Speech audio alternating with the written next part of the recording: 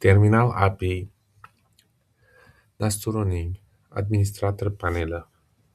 Administrator panelida tashkilotlar soni, litsenziya olgan tashkilotlar soni, jami o'rnatilgan eshiklar soni, tizim xodimlari ko'rish imkoniyati mavjud. Tezkor amallar orqali yangi tashkilot qo'shish, yangi xodim qo'shish imkoniyati mavjud.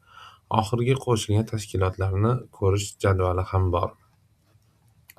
Tashkilotlar menyusida tashkilotlar ro'yxatini ko'rish imkoniyati, foydalanuvchilar qo'shish imkoniyati va tahrirlash imkoniyati va o'chirish imkoniyati mavjud.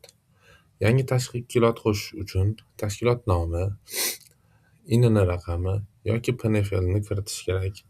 Rahbar ismi, tashkilot telefon raqami, viloyat va tumanni tanlash kerak va manzilni to'liq qo'lda yozib kiritiladi.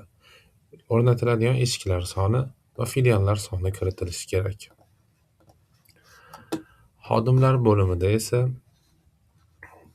xodimlarning ro'yxati va yangi xodimlar qo'shish imkoniyati, buxgalter va texnik xodimlar qo'shish imkoniyati mavjud. Ism familiyasi, login va parol kiritiladi.